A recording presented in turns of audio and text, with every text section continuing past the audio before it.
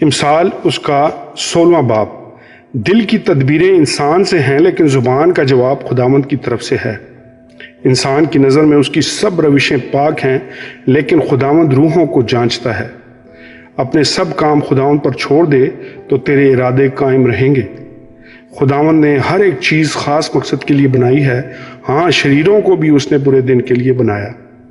ہر ایک سے جس کے دل میں غرور ہے خداوند کو نفرت ہے، یقیناً وہ پہ سزا نہ چھوٹے گا۔ شفقت اور سچائی سے بدی کا کفارہ ہوتا ہے اور لوگ خداوند کے خوف کے سبب سے بدی سے باز آتے ہیں۔ جب انسان کی روشیں خداوند کو پسند آتی ہیں تو وہ اس کے دشمنوں کو بھی اس کے دوست بناتا ہے۔ صداقت کے ساتھ تھوڑا سا مال بے انصافی کی بڑی آمدنی سے بہتر ہے۔ آدمی کا دل اپنی راہ ٹھہراتا ہے پر خداوند اس کے قدموں کی رہنمائی کرتا ہے۔ کلام ربانی بادشاہ کے لبوں سے نکلتا ہے اور اس کا منہ عدالت کرنے میں خطا نہیں کرتا۔ ٹھیک ترازو اور پلڑے خداوند کے ہیں، تھیلی کے سب باٹ اس کا کام ہے۔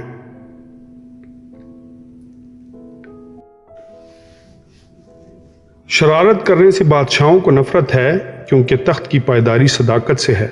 صادق لب بادشاہوں کی خوشنودی ہیں اور وہ سچ بولنے والوں کو دوست رکھتے ہیں۔ بادشاہ کا قہر موت کا قاصد ہے پر دانا آدمی اسے ٹھنڈا کرتا ہے۔ بادشاہ کے چہرہ کے نور میں زندگی ہے اور اس کی نظر عنایت آخری برسات کے بادل کی مانند ہے۔ حکمت کا حصول سونے سے بہت بہتر ہے اور فہم کا حصول چاندی سے بہت پسندیدہ ہے۔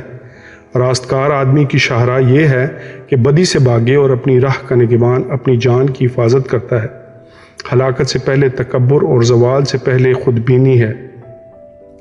مسکینوں کے ساتھ فروتن بننا متکبروں کے ساتھ لوٹ کا مال تقسیم کرنے سے بہتر ہے۔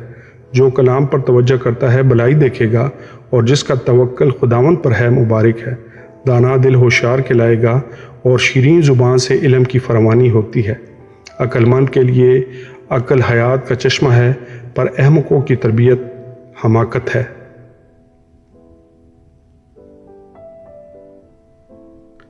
دانا کا دل اس کے منہ کی تربیت کرتا ہے اور اس کے لبوں کو علم بخشتا ہے۔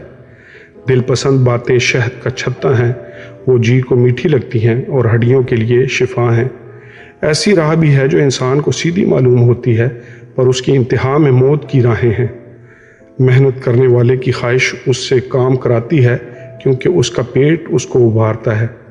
خبیث آدمی شرارت کو کھود کر نکالتا ہے اور اس کے لبوں میں گویا جلانے والی آگ ہے۔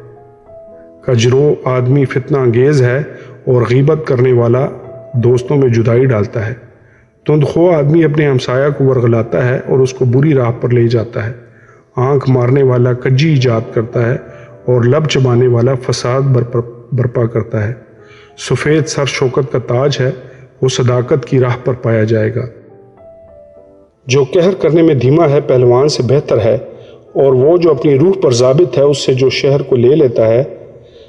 قرہ گود میں ڈالا جاتا ہے پر اس کا سارا انتظام خداوند کی طرف سے ہے۔ خداوند کے پاک کلام کے پڑھے اور سنے جانے پر اس کی خاص برکت ہو۔ خداوند کا شکر ہو، آمین۔